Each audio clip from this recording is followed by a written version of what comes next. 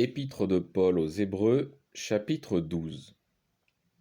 Donc, nous aussi, puisque nous sommes environnés d'une si grande nuée de témoins, rejetons tout ce qui nous appesantit et le péché qui nous enveloppe, et courons avec persévérance dans la carrière qui nous est ouverte, les yeux fixés sur Jésus, l'auteur et le consommateur de la foi.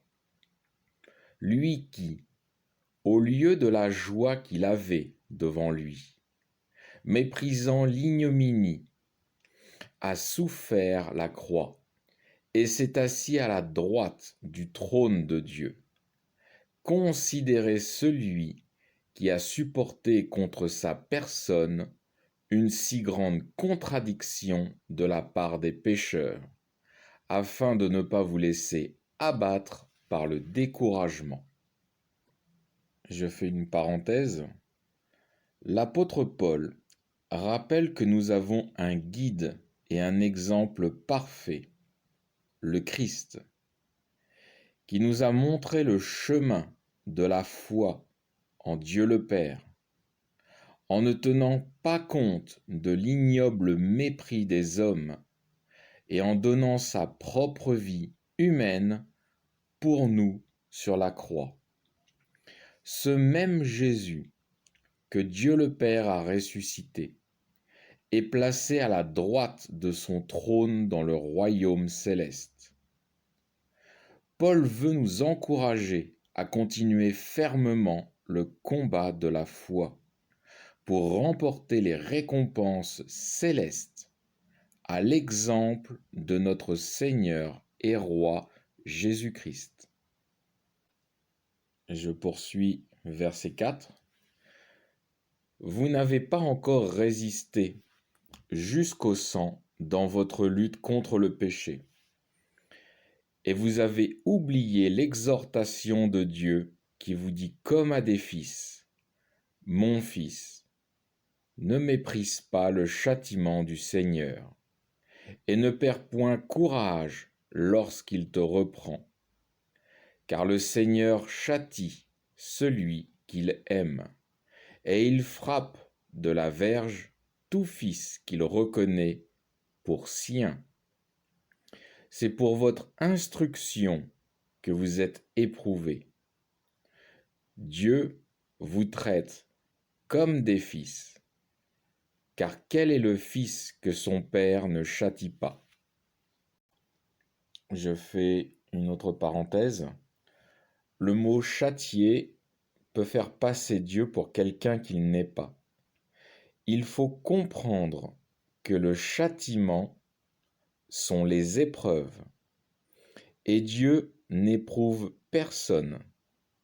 En revanche, il va se servir des épreuves que nous traversons pour nous éduquer, nous former, tout comme le Seigneur Jésus lorsqu'il était sur la terre. La Bible dit qu'il a appris l'obéissance. Dieu s'est servi des épreuves que Satan infligeait à Jésus pour lui apprendre l'obéissance. Si nous sommes de véritables fils et filles de Dieu, nous serons mis à mal par le diable, et Dieu nous instruira dans ces épreuves, afin que nous soyons, comme le Seigneur Jésus, formés pour la direction du monde à venir. Je poursuis verset 8. Si vous êtes exempts du châtiment auquel tous ont part, vous êtes donc des enfants illégitimes, et non de vrais fils. D'ailleurs, puisque nos pères selon la chair nous ont châtiés, et que nous les avons respectés, combien plus nous devons nous soumettre au Père des esprits, pour avoir la vie. Quant à cela, c'était pour peu de temps qu'ils nous châtiaient, au gré de leur volonté. mais Dieu le fait autant qu'il est utile pour nous rendre capables de participer à sa sainteté. Toute correction, il est vrai, paraît sur l'heure un sujet de tristesse et non de joie. Mais elle produit plus tard, pour ceux qui ont été ainsi exercés, un fruit de paix et de justice. Relevez donc vos mains languissantes et vos genoux défaillants. Dirigez vos pas dans la voie droite, afin que ce qui est boiteux ne dévie pas, mais plutôt se raffermisse. Recherchez la paix avec tous et la sainteté, sans laquelle personne ne verra le Seigneur. Veillez à ce que personne ne manque à la grâce de Dieu, à ce qu'aucune racine d'amertume venant à pousser des rejetons ne cause du trouble et que la masse n'en soit infectée. Qu'il n'y ait parmi vous ni impudique, ni profane, ni profanateur, comme Ésaü, qui, pour un seul mets, vendit son droit d'aînesse. Vous savez que, plus tard, voulant obtenir la bénédiction, il fut repoussé, quoiqu'il la sollicitât avec larmes, car il ne put amener son père à changer de sentiment.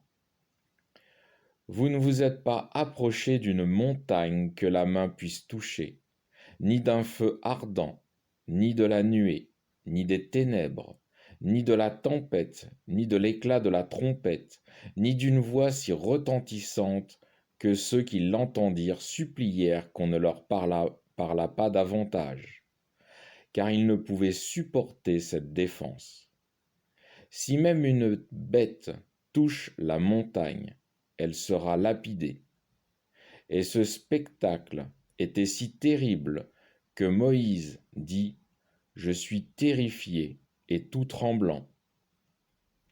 Mais vous vous êtes approchés de la montagne de Sion, de la cité du Dieu vivant, qui est la Jérusalem céleste, des myriades qui forment le chœur des anges. Alors les chœurs, c'est les chants, ça s'écrit pas de la même façon. Là, c'est C-H-E-O-E dans l'eau, U-R. Je poursuis. De l'assemblée des premiers-nés inscrits dans les cieux, du juge qui est le Dieu de tous, des esprits, des justes parvenant à la perfection, de Jésus, le médiateur de la nouvelle alliance, et du sang de l'aspersion, qui parle plus éloquemment que celui d'Abel. Prenez garde de résister à celui qui parle, car si ceux-là n'ont pas échappé au châtiment, qui ont refusé d'écouter celui qui publiait ses oracles sur la terre, combien moins échapperons-nous si nous le repoussons quand il nous parle du haut des cieux, lui dont la voix ébranla alors la terre, mais qui maintenant a fait cette promesse. Une fois encore, j'ébranlerai non seulement la terre, mais aussi le ciel. Ces mots, une fois encore, indiquent le changement des choses qui vont être ébranlées comme ayant eu leur accomplissement, afin que celles qui ne doivent pas être ébranlées subsistent à jamais. Ainsi, puisque nous rentrons en possession d'un royaume qui ne sera point ébranlé, retenons fermement la grâce. Par elle, rendons à Dieu un culte qui lui soit agréable, avec piété et avec crainte, car notre Dieu est aussi un feu dévorant. Fin du chapitre 12.